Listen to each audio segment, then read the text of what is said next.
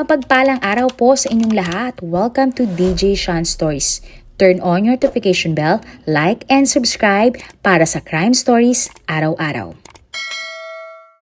Sa mga larawan na iyan, makikita na bakas ang saya at pagmamahala ng dalawang taong ikinasal. Ngunit sino ang mag-aakala na sa kabila ng mga ngiti na ito ay may lihim palang hindi pa nabubunyag? Ang babae na yan ay si Velsi Jirawala, 22 years old. Si Velsi ay nagmula sa Sachin, India. Panganay siya sa 3 magkakapatid. Simple lang ang pamilya ni Velsi at parehong mga manggagawa ang kanyang pamilya. Matapos mag-aral, nagtrabaho si Velsi sa isang textile company bilang accountant. Ang kumpanya na ito ay pagmamay-ari ng lalaki na si Dishit Jirawala o tawagin na lang nating Daniel, 25 years old. Si Daniel ay isang negosyante at nagmamay-ari ng isang malaking textile business kung saan nagtatrabaho si Velsi. Ang pamilya ni Daniel ay mula sa Surat, India at matagal na sila sa textile business. Lumaki si Daniel na wala silang pinoproblemang pinansyal. Pero kahit na ganun, simple, mapagkumbaba at mapagbigay si Daniel sa kanyang mga kakilala. Kalaunan, nagkakilala nga sina Daniel at Velsi at naging malapit na magkaibigan. Pinaniniwalaan na nagkakilala ang dalawa sa kanilang opisina. Taong 2013, hindi nagtagal naging magkarelasyon sina Daniel at Velsi. At makalipas lamang ang 1 taon, nagpakasal ang dalawa. Nagkaroon agad ng isang anak na babae sina Daniel at Velsi. Masaya naman ang pagsasama ng dalawa. Wala na nga sigurong mahihiling pa si Daniel dahil may matagumpay siyang negosyo, mapagmahal na asawa at magandang anak. Ang buong buhay ni Daniel ay mapayapa at masaya. Kaya ang lahat ay nagulat sa mga sumunod na nangyari. June 27, 2016, bandang 9:30 ng gabi, umuwi sa kanilang bahay ang mag-anak na sina Velsi, Daniel at ang kanilang anak matapos ang isang masayang dinner sa labas. Nang nasa loob na ng bahay si Daniel, naalala niyang naiwang nakabukas ang ilaw sa parking area. At nang nakaakyat na sa taas ng bahay si Daniel, nagpaalam siya sa kanyang asawang si Velsi na bababa siya muli sa kanilang bahay dahil nga nakalimutan niyang i-off ang ilaw sa parking area. Sinabi din ng lalaki na magpahinga na ang kanyang asawa at susunod din siya sa kanilang kwarto. Umakyat naman si Velsi sa kanilang kwarto kasama ang kanyang anak. Pero makalipas lamang ang ilang minuto, nagtaka si Velsi na hindi pa bumabalik ang kanyang asawa. Tinawag niya si Daniel sa ibaba ng kanilang bahay pero hindi ito sumagot. Lumabas ng kanilang kwarto si Velsi at laking gulat niya nang makita ang 3 nakamaskarang mga lalaki na hawak-hawak na ang kanyang asawang si Daniel. Makikita naman kay Daniel na may tinamo siyang pinsala mula sa pananakit ng mga lalaki. Inakyat ng mga suspect si Daniel sa 2nd floor kung nasaan nga si Velsi. Sinabi ng isa sa mga nakamas na lalaki kay Velsi na tanggalin ang kanyang mga suot na alahas at ibigay ito sa kanya. Agad namang sinunod ni Velsi ang utos ng lalaki. Nagmakaawa naman si Velsi sa lalaki na kunin na nga nila ang lahat pero wag lang saktan ang kanyang mag-ama. Pagkatapos, dinala ng mga lalaki si Velsi sa kanilang CR kasama ang kanyang anak at inilak ang pinto. Wala nang nagawa si Velsi habang narinig niyang sumisigaw at tumadain ang kanyang asawang si Daniel. Narinig din niya ang ingay ng mga taong nagsusuntukan. Pagkatapos bigla na lang nawala ang mga ingay at biglang katahimikan. Sinubukan ni Velsi na sirain ang pinto ng banyo pero bigo ang babae. Sunod ay inilusot ni Velsi ang kanyang ulo sa maliit na bintanang banyo at humingi ng tulong sa kanilang mga kapitbahay.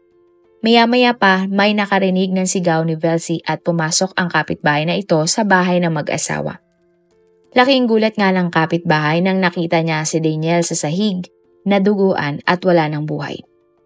Narinig din ng mga kapitbahay ang sigaw ni Velsi mula sa banyo at binuksan nila ang pagkakalak ng pintuan ng CR. Halos madurog ang puso ni Velsi nang makita ang sinapit ng kanyang asawa. Agad namang tumawag ang mga kapitbahay ni Velsi ng mga pulis.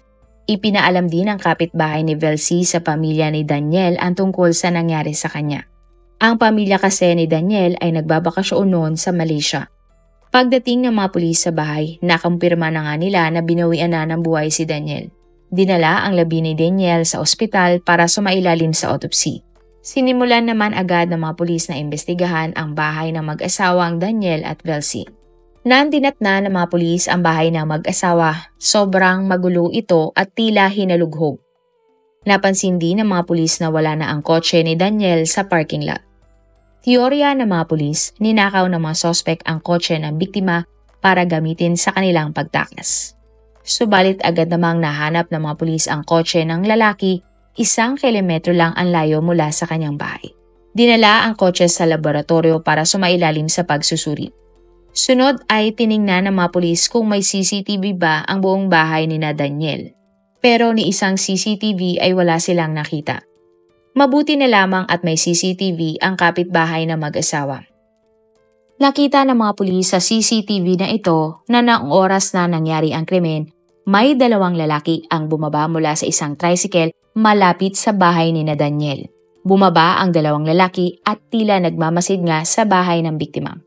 Sa tansya nga ng mga pulis, pumasok ang 2 lalaki sa bahay ni Daniel bandang 9:46 ng gabi. At bandang 11:30 na ng gabi, nakita ang kotse ni Daniel sa CCTV na umalis ng kanyang bahay. Nang mga oras na ito, binawian na nga ng buhay si Daniel, kaya masasabing ang mga sospek ang nagmaneho na ng kotse ng biktima. Agad na hinanap ng mga pulis ang 2 lalaki na ito at ang driver ng tricycle. Ngunit bigo silang mahanap ang mga sospek. Sa kaso ni Daniel, 2 lang ang witness, ang kanyang batang anak at ang asawa niyang si Velcy. Pero wala sa kondisyon si Velcy dahil kasabay ng pagdating ng mga pulis, itinakbo ang babae sa ospital. Hindi naging maayos ang lagay ni Velcy dahil gulat na gulat siya sa nangyari sa kanyang asawa. Hindi din siya makausap ng mga pulis kaya hinayaan muna siya na magpahinga bago nila ito kausapin. At makalipas naman ang ilang oras, nakauwi na ang pamilya ni Daniel mula Malaysia. Sa isang video, nakunan pa nga si Velcy na umiiyak habang yakap-yakap siya ng nanay ni Daniel. Kita sa mga mata ni Velcy ang takot at pighati mula sa pagkawala ng kanyang asawa.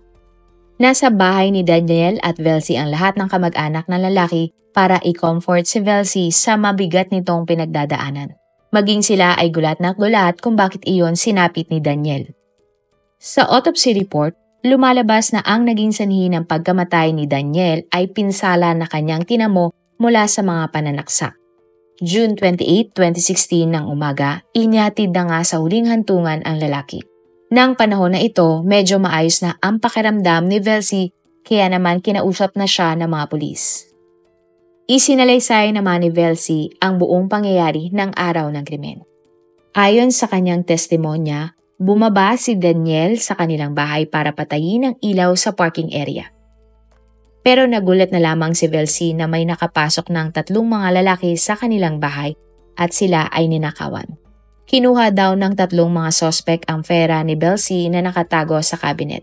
At paglabas daw ni Velcy, natagpuan na lamang niyang patay si Daniel na pinatay na ng mga magnanakaw. Nagtamo din daw ang kanyang asawa ng mga pinsala sa muka dahil sa pambubugbog ng mga lalaki. At dahil sa mga sinabi ni Velcy, nagsimula na ng investigasyon ang mga pulis. Pero habang dumadaan ang mga araw, may napansin ang mga pulis na detalye na tila hindi tugma sa mga pangyayari. At nagkaroon nga sila ng mga ilang katanungan sa kanilang isipan.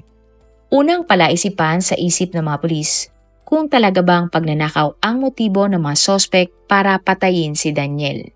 Bukod kasi sa pera at alahas ni Velcy, bakit hindi kinuha ng mga sospek ang suot na alahas ni Daniel at ang iba pang mahalagang bagay sa loob ng bahay? Pati din ang kotse ng lalaki ay hindi naman tinangay ng mga sospek at inabandona lamang. Kung magnanakaw daw talaga ang 3 mga sospek, bakit 40,000 pesos na halaga ng mga alahas at 10,000 pesos na pera lamang ang kanilang tinangay? Pangalawa nga nilang palaisipan, nalaman kasi nila na nakatira din pala sa bahay ng mag-asawa ang nanay, tatay, kapatid at tito ni Daniel. Pero 2 araw bago ang krimen, umalis ang pamilya ng lalaki at nagbakasyon.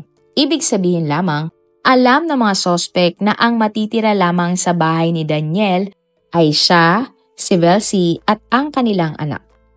Kaya naman hindi maiwasan ng mga pulis na baka may taong nakatira sa bahay ni Daniel na tumulong sa mga sospek at sinabi ang impormasyon na ito. Pangatlo ding palaisipan, sinabi ni Velcy sa mga pulis, bumaba si Daniel mula second floor para i-off ang ilaw sa kanilang parking area. Pero ang nakakapagtaka, may switch ng ilaw na ito sa kwarto ni na Daniel.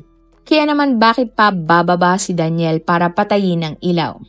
Pang-apat, sinabi ni Velcy sa mga pulis na binugbog umano ng mga sospek si Daniel sa muka. Subalit nang tingnan nila ang itsura ng lalaki, wala ito ni isang sugat o galos sa kanyang muka. Bukod doon, suot pa din ni Daniel ang kanyang salamin at hindi naman ito nabasag o nasira. Panglima din nilang palaisipan, ayon sa salaysay ni Velcy, 3 mga lalaki ang pumasok sa kanilang bahay na siyang pumatay sa kanyang asawa. Pero kung babalikan, 2 lalaki lamang ang nakita ng mga pulis sa CCTV na bumaba sa tricycle at nagpunta sa bahay ng mag-asawa. Katakataka din na walang sirang bintana o pintuan sa bahay ni Daniel o Velcy. Ibig sabihin lamang ito, maaaring may tumulong na tao mula sa loob ng bahay ni na Daniel para makapasok ang mga sospek. At ang pang-anim nga nilang palaisipan, nakapagtataka para sa kanila kung saan pinatay ng mga sospek si Daniel. May pagkakataon na kasi ang mga sospek na atakihin si Daniel sa parking area. Pero bakit sinundan pa nila ito sa loob ng kanyang bahay at dinala pa sa second floor kung saan nandoon ang kanyang asawa? At para nga sa mga pulis, hindi tugma ang mga pangyayari sa salaysay ni Velcy. Kaya naman hindi nila maiwasan na magtaka na baka ang totoong layunin ng mga sospek ay patayin talaga si Daniel at hindi nakawan. Para nga sa mga investigador, napakaliit na halaga lamang ang kinuha ng mga sospek na tila hindi sapat para patayin nila ang lalaki. Kaya naman nagsimula na silang magduda kay Velcy dahil sa mga pahayag nito na hindi tugma sa mga ebidensya. July 1, 2016, ipinatawag ng mga pulis si Velcy sa police station para siya ay questioning. Sa police station, direktang tinanong ng mga pulis si Velcy kung may kinalaman ba siya sa pagkamatay ng kanyang sariling asawa. Noong una, itinanggi niya na may kinalaman siya sa pagkamatay ni Daniel. Sinabi niya na bakit naman niya ipapapatay ang pinakamamahal niyang asawa. Wala umano silang problema sa bahay ni Daniel at gusto daw niya na buo ang kanilang pamilya. Ngunit hindi tumigil ang mga pulis na kumprontahin ang babae. Ipinakita kay Velcy ang mga ebidensya na hindi tugma ang kanyang mga sinabi ayon sa mga totoong nangyari. Kaya matapos ang ilang oras, sa wakas ay umamin na si Velcy at sinabi niya nga sa mga pulis na siya ang mastermind sa pagkamatay ng kanyang asawang si Daniel. Wala na nga siyang nagawa at ikinuwento na sa mga investigador ang mga pangyayari. Ayon kay Velcy, bago niya nakilala si Daniel ay may lalaki na siyang minamahal. Ang lalaki na ito ay si Seketu Mondi o tawagin na lang natin Kevin, 29 years old. Pero si Kevin at Velcy ay magpinsan. Kaya ayaw ng pamilya ni Velcy na siya ay maikasal sa lalaki. At bukod doon, mahirap lamang ito hindi tulad ni Daniel na mayaman. Sinunod umano ni Velcy ang utos ng kanyang mga magulang na pakasalan si Daniel dahil may malalim na pagtingin naman ito sa kanya. Kaya kahit kasal na sina Daniel at Velcy, nakikipagkita pa rin siya kay Kevin at ipinagpatuloy nila ang kanilang bawal na relasyon. Sinabi pa ni Velcy sa mga pulis na hindi siya nakipaghiwalay kay Daniel dahil wala siyang makukuha na pera kapag ginawa niya iyon.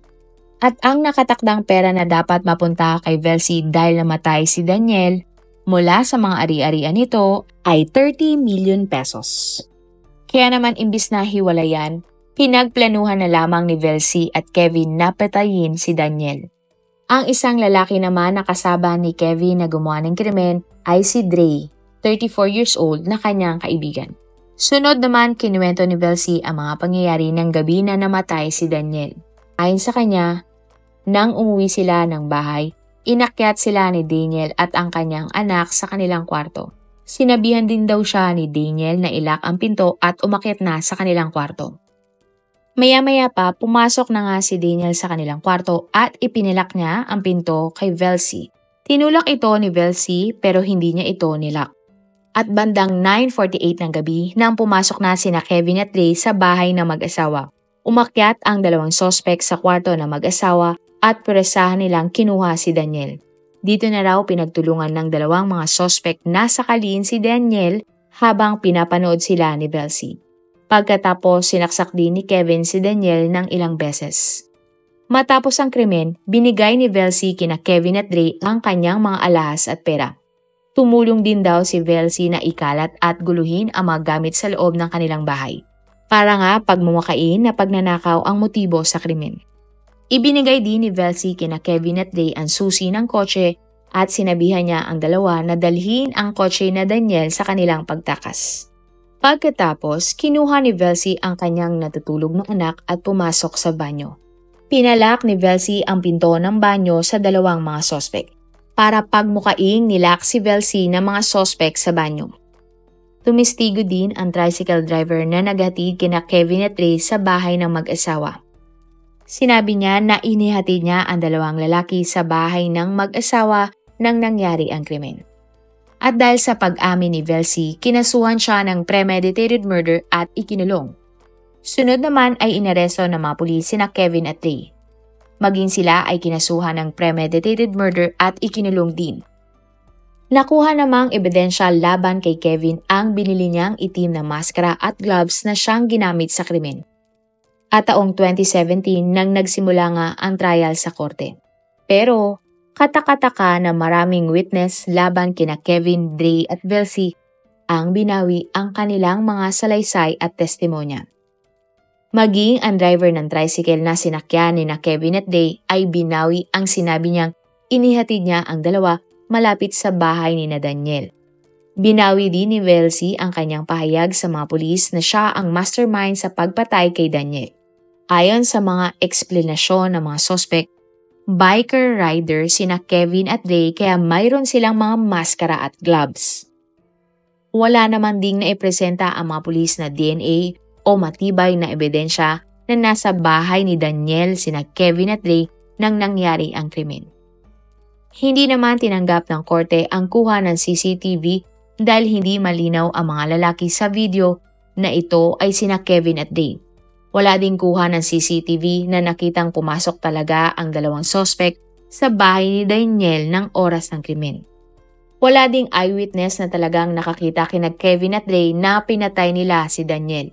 At dahil sa mga ito, December 31, 2019, napawalang sala sina Velcy, Kevin at Dre sa kasong pagpatay kay Daniel. Mula noon, hindi na umusad ang kaso at walang napanagot at nakulong sa pagkamatay ni Daniel. Ikaw, ano sa tingin mo? May kinalaman kaya si Velcy sa pagkamatay ng kanyang asawa? Pinano niya kaya talaga ang pagpatay sa kanyang asawang si Daniel para manahin at makuha ang mga ari-arian nito? Marami pong salamat sa inyong panonood. Meron ba kayong mga kwento na gusto nyong i-share sa ating mga manonood? O kung may personal po kayong kwento na gusto nyong i-feature sa ating channel, i-comment down below nyo lang ang inyong mga suggestions. Para naman po sa dagdag kalaman, i-subscribe nyo din po at i-follow ang ating iba pang YouTube channel katulad ng Tagalog Facts and Mysteries by DJ Sean at Manila Boy Wonder Philippines. Marami pong salamat sa pagsuporta nyo sa aming mga channel. God bless everyone!